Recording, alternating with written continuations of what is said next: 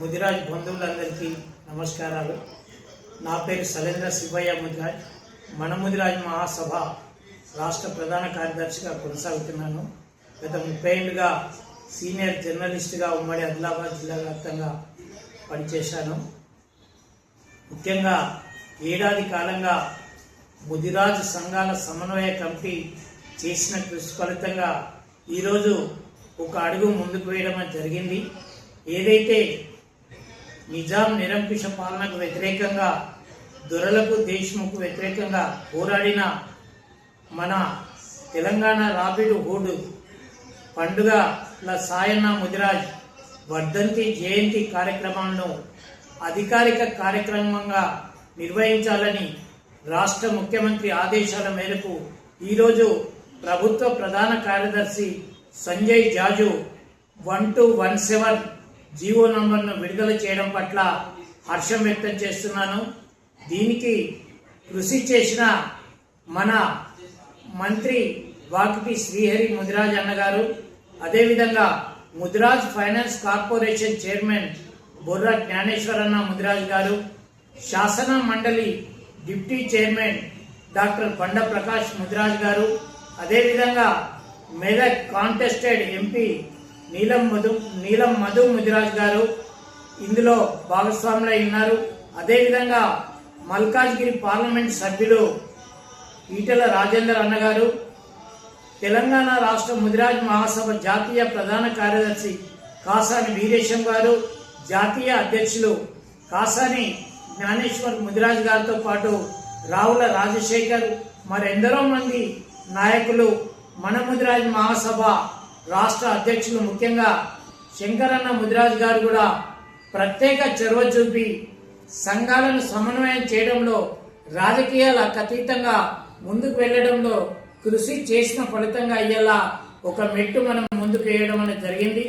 ఏదైతే ట్యాంకు బండుపై పండుగల సాయన్న విగ్రహం ఏర్పాటు చేయడంతో పాటు ఈ కార్యక్రమాన్ని అధికారికంగా నిర్వహించాలని మనం గత అనేక సంవత్సరాల నుండి చేస్తున్న కృషి ఫలితంగా ఎట్టకేలకు ఈరోజు అంటే 20వ ఆగస్టు నాడు ప్రభుత్వం అనేది జీవో జారీ చేయడం జరిగింది.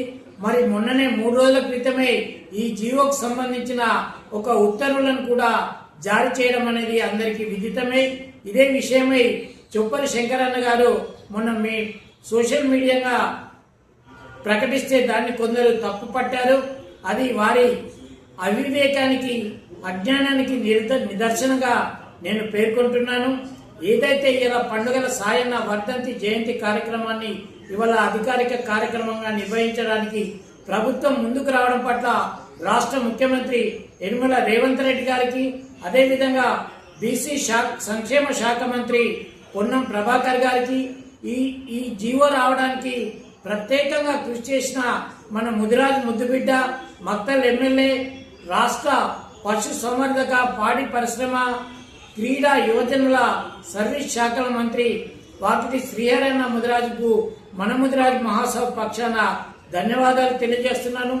ఇది ఏ ఒక్క సంఘం వల్లనో, ఏ ఒక్క రాజకీయ పార్టీలో కాకుండా అన్ని సంఘాలు సమన్వయం చేసి ఒక ఐక్య పోరాటాలు నిర్వహించి అనేక సార్లు సమావేశాలు నిర్వహించిన విధట మొన్న వారం రోజుల క్రితం ముఖ్యమంత్రిని కలిసిందే తడువుగా ముఖ్యమంత్రి గారు ముదిరాజుల స్థితిగతులను చూసి ఇవాళ ఈ జీవో విడుదల చేయడం అనేది జరిగింది.